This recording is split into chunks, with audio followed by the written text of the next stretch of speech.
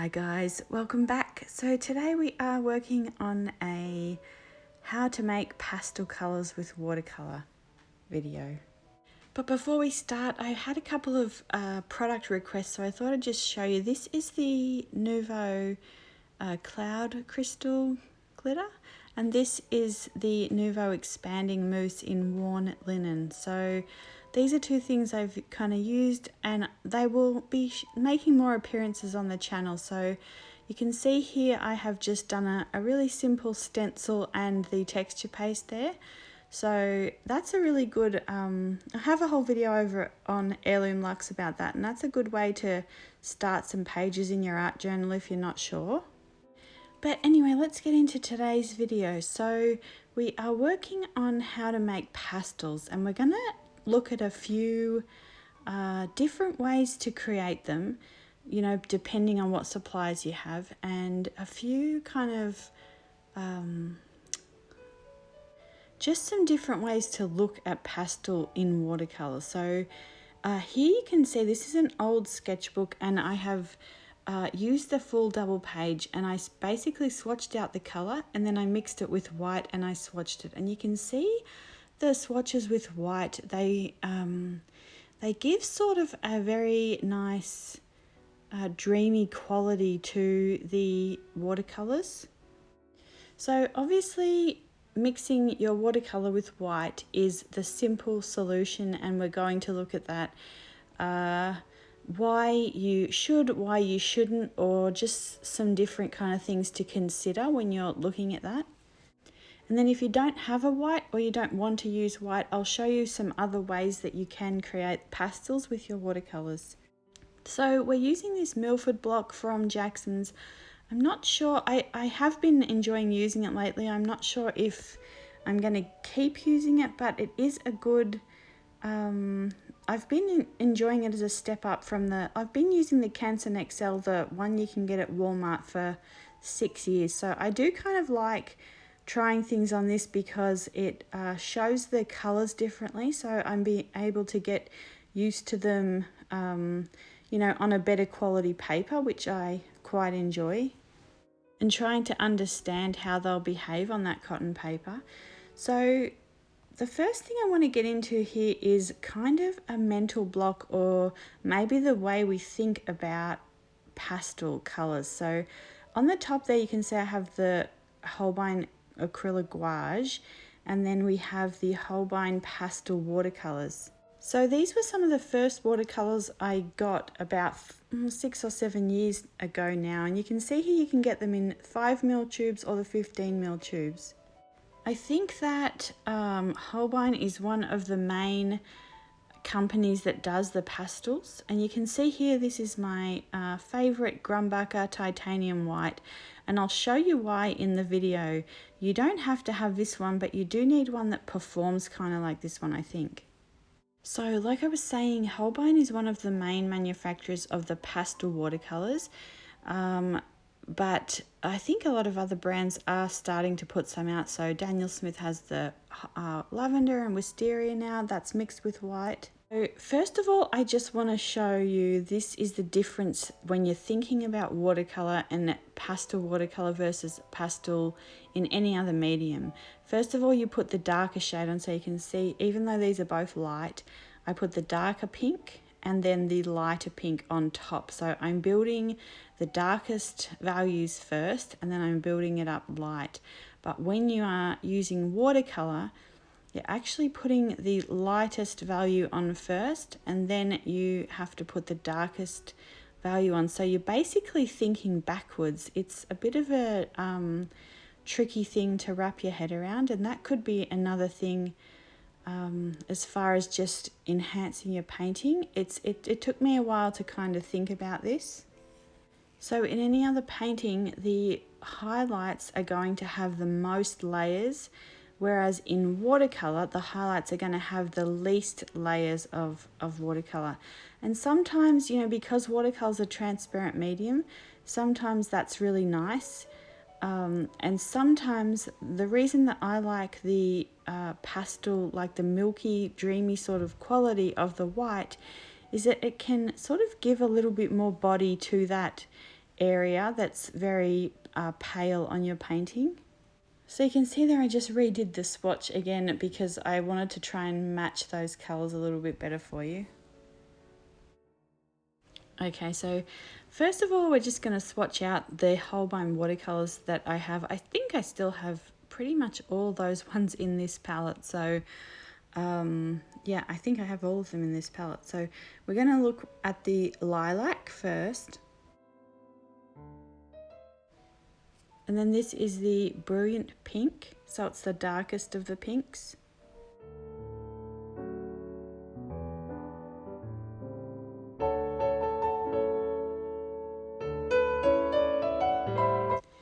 And then we're going to look at the shell pink, which is my favourite. And if you have a limited palette, I'm going to show you ways to mix these as well, these same colours. So, and then we have the Jaune Brilliant number 2. So, and then we'll do the Compose Green and the Leaf Green.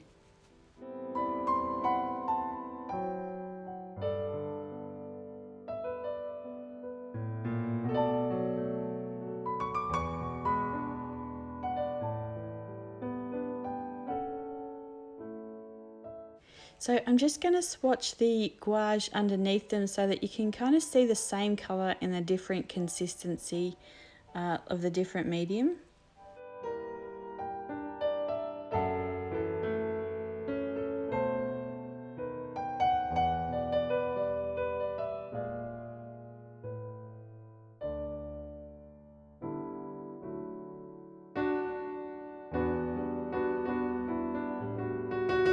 Okay, so we're going to look at this is the Daniel Smith Phthalo Green Yellow shade. So this is the new one that I put in.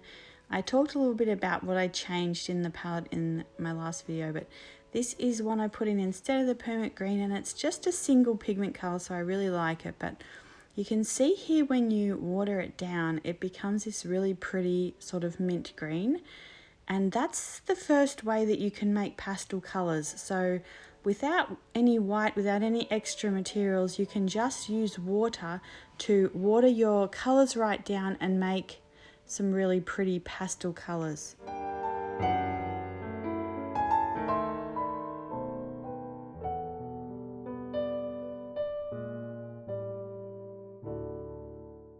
So you can see here I've mixed the same thing with white, and then you get kind of a little bit more body to the watercolor, and then it does move slightly differently on the page as well. And so then you can see here the beautiful color that it makes when you mix it with the white. So you can actually squeeze a little bit of both the white and the you know, a green or like your actual color into a half pan and just mix them with a toothpick, or I like to use like a tiny metal crochet hook, and then that will just create your pastel color. It'll harden in the half pan and you can use it like that. But you can see here I added a tiny bit of yellow to the phthalo green yellow shade and white mix, and that made basically the Compose Green. And then I've added a little bit more yellow and it's made the Leaf Green. So like I said, when I was first starting watercolors, you know, I didn't know a lot about how to mix anything or what to do, so it's taken me a while, but you can see that these colors have kind of stayed with me. One of the reasons is I just like looking at them in the pan. So because all the watercolors do have more of a dark you know, consistency, I like seeing the dark value when they're in the pan. I like seeing those colors when I open the palette. It just makes me happy. And then here I am using the ultramarine violet and white and creating like a pale shade. So I have in the other palette the Turner Artists watercolor, it's the pale wisteria. So with ultramarine violet and like quite a lot of, you can see it kind of there, quite a lot of the white, almost like a quarter color and 3/4 white, you will be able to get something like the pale wisteria as well. And then I'm mixing a little bit of pink in here as well, just to try and get it a bit closer to the lilac. So pretty much what I'm trying to show you here, first of all, just swatching the colours so that if you like any of these colours, you can go and purchase them. But then secondly, if you just get a white, you can create a lot of these colours, or you can just use water and create these colours. One of the things I'm showing you here is the Caput Mortuum. So this is one of my favourites, sort of substitutes for the Porphyry Violet, which I love. But this is the Winsor & Newton Caput Mortuum, and with white you can see it becomes this really milky, beautiful pink beige colour. Whereas when you, even when you water it down, it still doesn't quite have that really beautiful colouring. So that's one thing. Some colours do change colour a little bit when you add the white.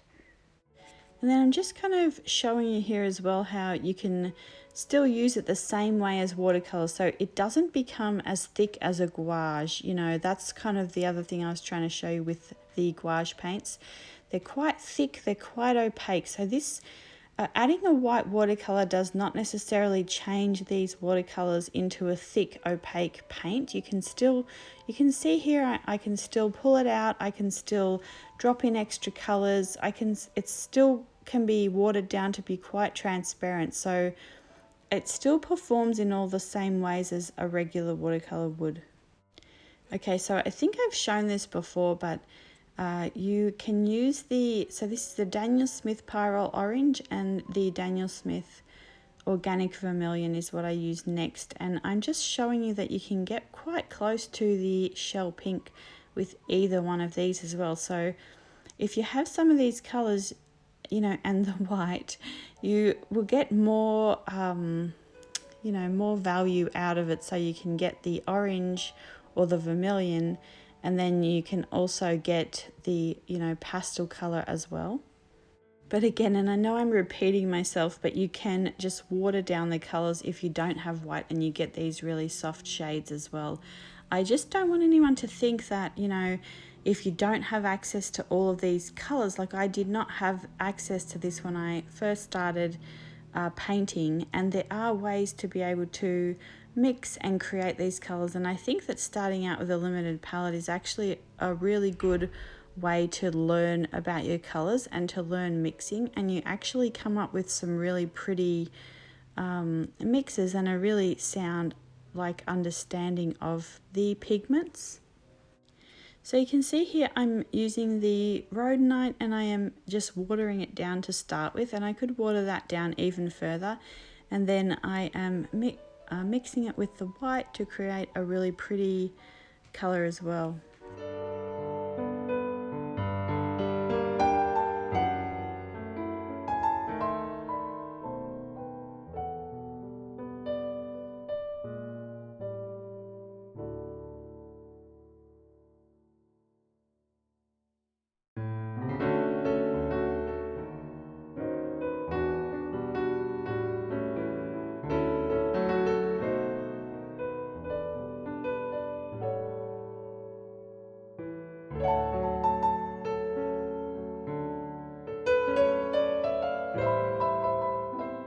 So here you can see I'm using the Schmincke Cobalt Turquoise, and this is a color I really love, and you can see there you can water it down and get a really beautiful powder blue, but I absolutely love mixing this with white, and you get, especially like when you're mixing it on the palette, it's such a pretty powder blue. So one of the things with watercolor is, you know, there's a lot of things we have to do in life, and not all of them we necessarily enjoy the process. We do it because we need to do it, or we do it because, you know, we want to sort of have the end result. But I love watercolor when you can kind of experience and enjoy that process as well. So this is one of my favorite mixes with white as well. This is indigo and white, and you can see that it does, same with the Caput Mortuum, it does change the consistency a little, and then versus like when I just watered down the indigo, you sort of don't get that different dreamy quality that really, I don't know, I really love the color. It's a little bit smoky, but it's really pretty.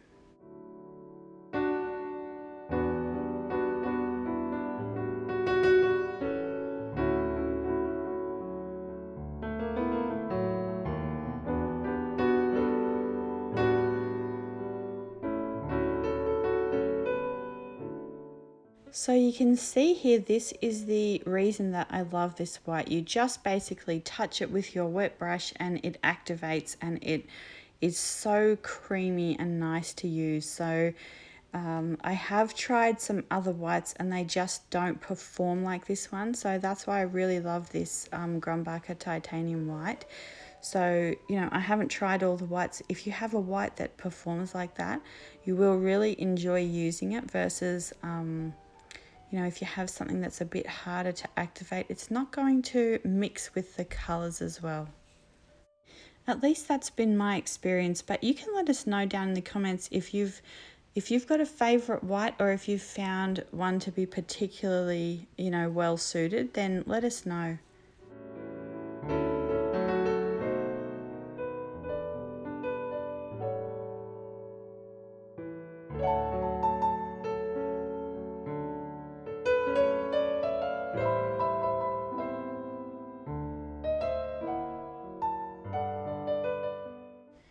Okay, so here you can see I am using the Daniel Smith Sedona, so one of my favourites, and I am mixing it, just showing you there just with water, and then we're going to mix it with white.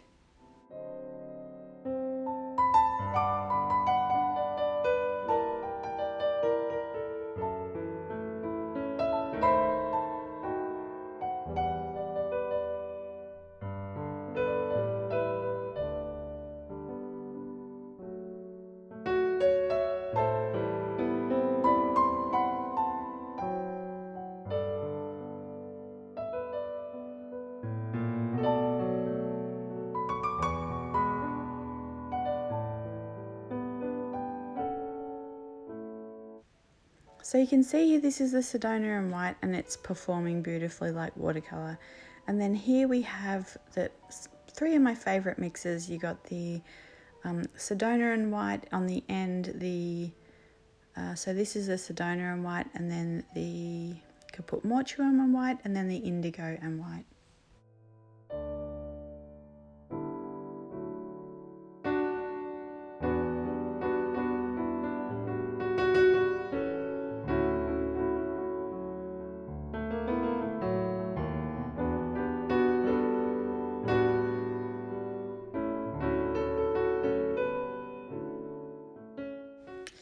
And so on the top here we have the watered down version, so you can see it is still similar. So, you know, if you don't want to use white, you can still get a similar result, and then you can use the white and get that really creamy sort of consistency.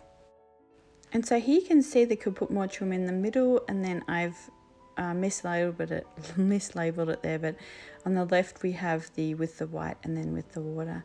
And yeah, I think that is everything. So I have been hustling to try and get these 2 videos out all week. I think that next week we'll do a whole week of dark florals maybe, or at least 2 videos next week on dark florals.